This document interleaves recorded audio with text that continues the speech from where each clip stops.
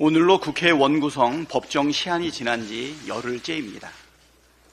22대 국회는 법을 준수하는 국회를 만들겠다는 국회의장님의 의지에도 불구하고 국민의힘은 여전히 원구성에 나서지 않고 무노동과 불법을 고집하고 있습니다. 정식 상임위는 거부하면서 무슨 특위라는 이름의 짝퉁 상임위를 만들어 국회를 무시하고 있는데 강력한 유감을 표명합니다. 집권여당이 산적한 민생 현안을 외면하고 짝퉁 상임위나 붙잡고 있는 모습이 참 한심하고 애처롭습니다. 불법과 무노동도 모자라서 짝퉁까지 좋아하는 국회의원과 정당을 우리 국민께서 용납할 거라 믿는다면 큰 오산이자 착각입니다. 국민의힘은 원구성에 협조하기는커녕 이미 구성된 11개 상임위원회도 새로 구성하자고 떼를 쓰고 있습니다.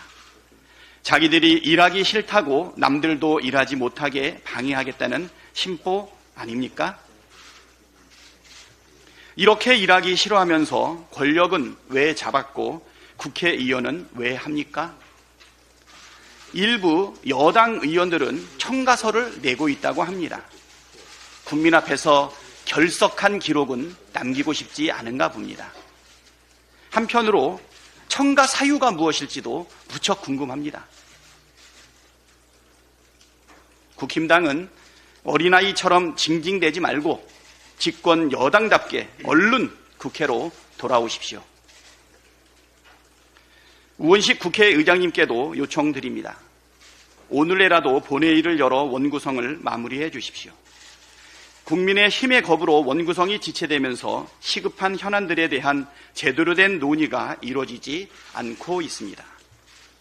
대통령이 동해에서 유전이 나왔다고 발표한 이후 하루가 멀다 하고 숱한 의혹들이 쏟아지고 있지만 제대로 살펴봐야 할 산자위가 아직 구성되지 않았습니다. 대북 전단에 오물풍선에 대북 확성기까지 시시각각 남북관계가 급냉하고 군사적 충돌 위기가 고조되고 있는데 이 사안을 다뤄야 할 국방위는 구성되지 않았습니다. 민생 문제도 시급합니다.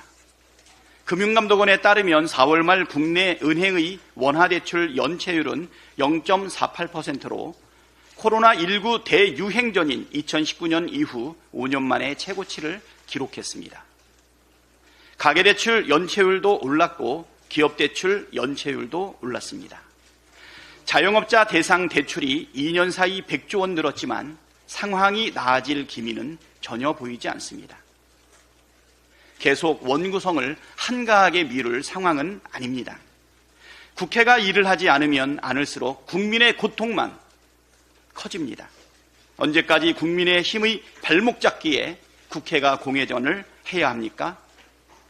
22대 국회는 21대 국회와는 다른 국회, 법을 준수하는 국회, 일하는 국회가 되도록 국회의장님께서 결단을 내려주시길 거듭 촉구드립니다. 김건희 논문 표절 의혹 검증 결과가 과연 나올 것인지 관심이 쏟아지고 있습니다. 숙명여대 총장 선거가 요 며칠 세간에 화제가 되었습니다. 숙대 총장 결선 투표에서 김건희 여사 논문 검증에 적극적인 입장을 보인 후보가 1위를 차지했기 때문입니다. 그 후보는 총장이 된다면 진상 파악부터 해보고 규정과 절차에 따라 정리하겠다면서 지연된 정의는 정의가 아니라고 밝혔습니다.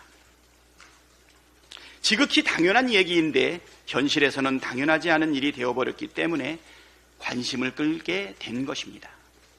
숙대에서는 김건희 논문 표절 심사가 28개월째 진행 중입니다. 상식적으로 60쪽짜리 논문 표절 심사가 이렇게 오래 걸릴 일입니까? 권력의 눈치만 살피며 표절을 표절이라 말하지 못하는 대학이 대학일 수 있습니까? 숙명학원 이사회가 20일 총장 후보를 지명할 예정이라고 합니다. 누가 봐도 1위 후보가 총장이 되는 것이 순리 아닌가요? 설마하니 47.60%를 득표한 1위 후보를 제치고 36.97% 득표에 그친 현 촌장을 지명하지 않을 것이라고 국민들은 믿습니다. 진리의 상아탑이라는 대학에서 그런 해프닝이 벌어지지 않기를 바랍니다.